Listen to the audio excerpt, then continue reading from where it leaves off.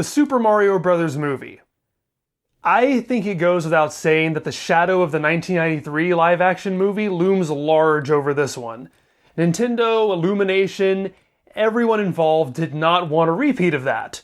So in that case, you have a movie that bears almost no resemblance to the Mario games. You can spot connections, but they're largely allusions to them, not one-to-one translations.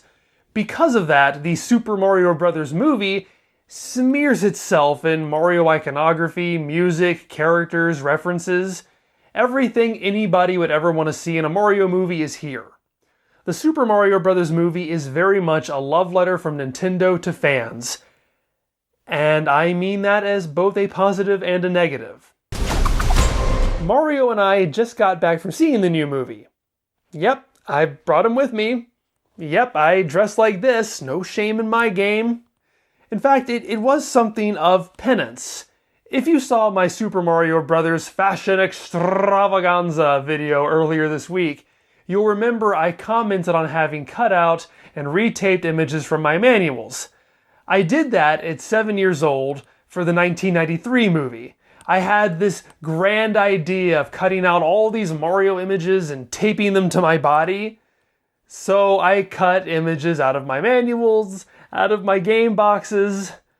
Somehow I thought that I could just tape them back into place and it wouldn't be noticeable. Not only was I terribly wrong about that, when my mom took me to see the movie, I didn't even bother to festoon myself in my horrible, horrible handiwork. So now, 30 years later, I made sure to go to the movies celebrating Mario and doing it in a much better way. So, enough about that. What about the movie? By the way, it is storming right now where I am, but I just wanted to get this video out. So if you hear thunder in the background, hopefully you won't, but it always wants to rain or make noise when I'm filming, and it's really annoying. Okay, so I'm going to start out with a non-spoiler section, so if you haven't seen the movie and want to get an idea of whether or not you'll like it, this should be good for you. I mean, it's not really a spoilerific movie. If you know anything about Mario, this story is going to be fairly predictable, but I will avoid the details until a bit later, and I will warn you, so here we go.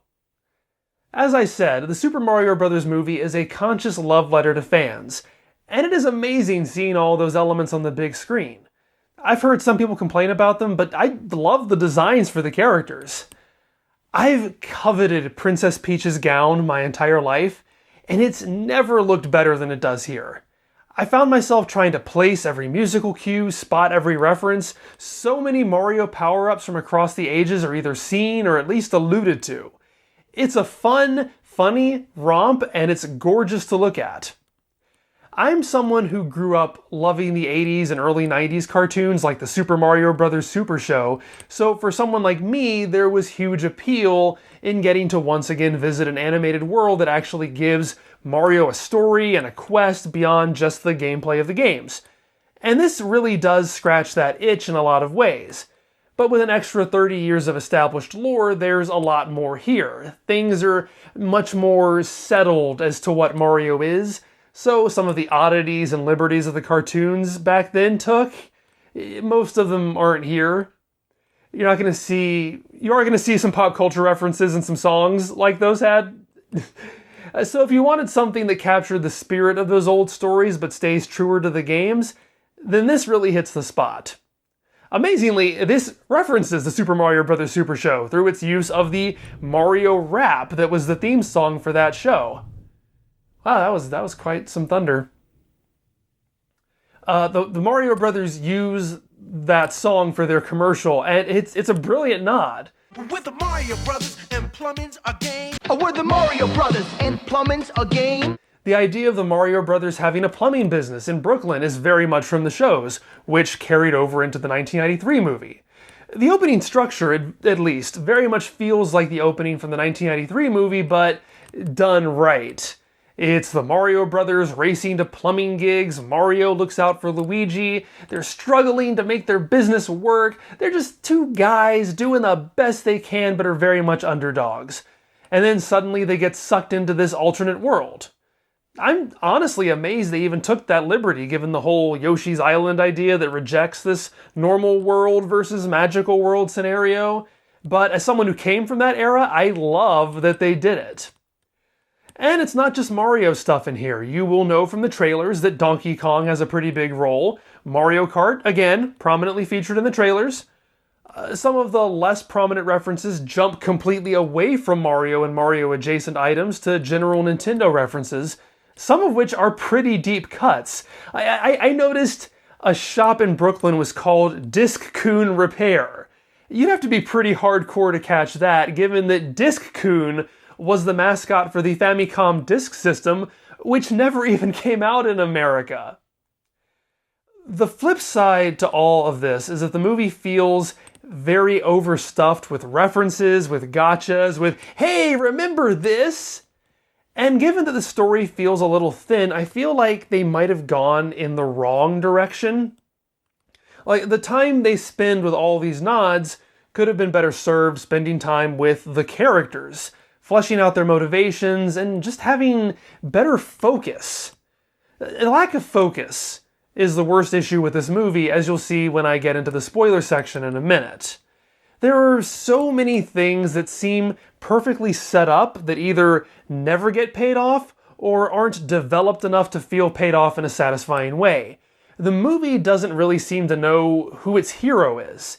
Even calling it the Super Mario Brothers movie feels like a bit of a misnomer given just how little focus Luigi gets. He's mostly around to be rescued. And that wouldn't be a problem if it didn't seem like the movie was leading me to expect there'd be more payoff for these character beats. As much as I clearly love Donkey Kong, I came away from this thinking it might have been smarter to not have crossed over into that world. I think all of the Kong elements should have been cut. There, I said it. It's just a big time sink. Donkey Kong is great as a character, but he doesn't contribute enough that I think it's worth including him. None of the Kongs do, and what little they do contribute could have been handed off to Toads, who have a much smaller role. DK and Mario have a decent dynamic, but I'd rather have spent that time exploring more Mario and Luigi, or Mario and Peach, or even Mario and Toad. I think it meanders a bit. So, to bring this non-spoiler section to a close before I get into more detail, let me sum up. If you're looking for a movie that perfectly translates the games you've played onto the big screen, this is it. The worlds come alive, you get your super mushrooms, your fire flowers, your coins, you see Toads and Lumas and Kongs, you get a big Mario Kart action sequence on Rainbow Road, and it's all gorgeous. Personally, I'd rather have a smaller, tighter story than a big one that doesn't have enough time to give all of its elements what they deserve. I would have preferred something more scaled back. Just give me a few power-ups, draw from just a few games, but really do them well. But Mario is not a terribly story-heavy idea, so it's not like this broad focus really sinks the movie. It just keeps it in the realm of good instead of great. Now, it's time for spoilers. I'm going to dig into exactly what my issues were, and that involves heavily talking about what happens. So if you haven't seen it and don't want to be spoiled, this is your chance to run away. Please check out some of my other videos before you go away entirely. Okay, I'm going to assume you're gone now. We're faster than the others, you'll be hooked on the brothers. Huh! Okay, so the opening premise of the movie is that Mario and Luigi just started their plumbing business. They used to work for Spike's Wrecking Crew, which is a really deep cut. I just bought Wrecking Crew for Virtual Console just before the Wii U eShop closed, and I've really been enjoying that game and hating Spike, so that was fun to see. But basically the ideas that are set up at the beginning is that Mario has always looked out for Luigi, but he worries he might be doing him more harm than good. What if he's wrong about this business? Luigi is established as timid and a little incompetent, firmly in his older brother's shadow. Those are fairly well-worn character paths, but that's because it's easy to build a story around them. You expect you know where this is going, that these are two misfits who really don't fit into the world they're in, but they find another world where their skills actually are of benefit. But that doesn't really happen? There's this wonderful sequence at the beginning where the Mario brothers are racing to a plumbing gig and the camera is running parallel to them. It's basically a 2D side-scrolling sequence. And you see that Mario is amazing at navigating the streets of Brooklyn. He's hopping over fences, pulling down fire escapes, and all the while, Luigi's puffing along. If Mario hops over a fence, it's to open the gate for Luigi on the other side. It's a great action sequence. It tells you so much about the characters, and you expect it to be the setup for a lot of different character beats. You expect Luigi to have to improve himself to get on that level, and for Mario, you'd think it would be setting him up to be a natural for saving the Mushroom Kingdom, to have some skills that immediately make him useful when he is forced into this quest. Some reason why the princess would give a crap about him. So once Mario gets to the Mushroom Kingdom, the princess sets up this obstacle course to test him, full of Mario game hazards like fire bars and blocks, and I immediately thought this was going to be the payoff to that earlier gag, that this was what was going to impress Peach enough to put her faith in him. But no, he just sucks at it. It's funny, and I don't want him to be perfect, it's just framed wrong. He doesn't have to ace the course. This is new to him, but he should show enough potential that it's clear Mario is her best chance. And if you've seen this, you'll tell me Peach does tell him that. But then they undercut it by making it clear she's only saying that to make Mario feel better. Here's the issue. It's clear they were worried about making Peach the damsel in distress, and I get that. I don't want her to be that either. I think they course-corrected too far in the opposite direction. She's far more competent than anybody else in the movie. She aces the obstacle course. When Bowser forces her to marry him, she single-handedly breaks that up, fights her way out long before Mario manages to get there. She reveals that she comes from another world, that she has no idea where she came from. But it's never addressed again. It feels like this should be Super Princess Peach the movie. And don't get me wrong, I would love that movie. But this is Mario's movie, and he feels superfluous in it. The more competent you make her, the more you have to justify why Mario is even here. Instead, Peach just lets this random guy tag along without any real justification. The Toads ask, "Who's that guy?" And she's like, he's nobody. Then what are you bringing him along for? That's why I thought that earlier action sequence would be such a good setup. If Mario shows up and he can do that obstacle course better than anybody else, then it would make sense for Peach to go, "Okay, Toads, you might not like him, but he's the best chance we have." Luigi is even worse in this regard. He's so cute and so timid and so just begging for an arc. I don't think it's wrong that Luigi getting lost and kidnapped is what motivates Mario. I think that's good. But like I said in the non-spoiler part, the way they do it makes it not feel like this is a Super Mario Brothers movie. Luigi has a huge role at the beginning, but then he's kidnapped and has nothing to do until the end. And that's structurally a problem.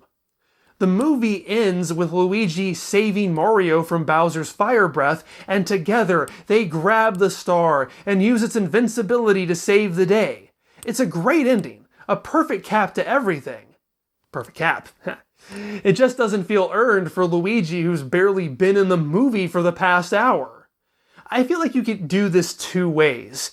Either Luigi is a first act rescue, giving Mario the impetus to start his quest, but then joining up and getting to develop alongside his brother, or you have Luigi stay captured but develop independently, growing more courageous, forming bonds with the other prisoners, and being instrumental in his own escape. I would much rather have seen that than spent time with the Kongs, because again, at the end, it's Mario and Luigi who get the star, not Mario and Donkey Kong. And Toad is the worst. He does nothing. I have no idea who he is or what he wants beyond adventure! I half joked about Peach taking Mario along with no justification, but it's literally that with Toad. He just pops up, says, "I want to go on an adventure," and she just shrugs and says, "Okay." He accomplishes nothing. He has no role. He's just there. Actually, I do know why he's there, and when I realized why, it was very disappointing.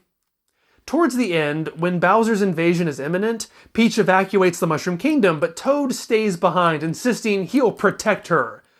And once again, I'm thinking, ooh, setup, what's the payoff going to be? Well, he's there so that Bowser can torture him so that Peach will actually consent to marry him. All the other mushrooms are gone, so it has to be him. He's useless. He's less than useless. The most fully realized character is Bowser. Jack Black was an amazing choice, and it was very smart of them to allow him to use his musical talents in this movie. I watch the credits for movies, so I know that the song Peaches he sings is something he co-wrote himself. I love that they basically make him a ridiculous incel and do a great job keeping him on that line between dangerous and adorably pathetic. In spite of everything, I actually felt bad when Peach turned down his proposal, and again when she crashes the wedding. There's this great exchange where Peach says, "Did you really think I was going to marry you?" And he responds, "Yeah, kinda." And I'm just like, aww. I love that he plays a Ludwig von Koopa grand piano, another little reference there. I love that he and his Magic Koopa role play how he's going to make the wedding proposal. He's the best part of the movie. Just the best part by far. The problems with the movie are in the basic nuts and bolts of storytelling, but there are a lot of really good moments. As someone who just made a video joking about Luigi being a plumber wearing white boots, I was tickled that this movie had one of the Mario Brothers relatives question why on earth they'd wear white gloves as plumbers. I love that they do the Charles Martinet Mario voice in their commercial as a marketing tactic, and when Mario questions if that was going too far, the character played by Charles Martinet assures them, "No, it's the perfect!" I also love that this movie does its best to set the record straight on how the title is pronounced. Yes, I'm going to devote precious time to this. See, BROS is the word pronounced bros. BROS period is an abbreviation pronounced brothers. That's why there's a period in the title. Those are two different things.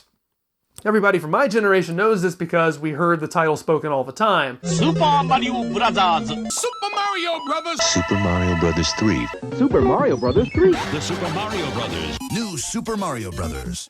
I actually remember my mom explaining to me why that spelling is pronounced brothers.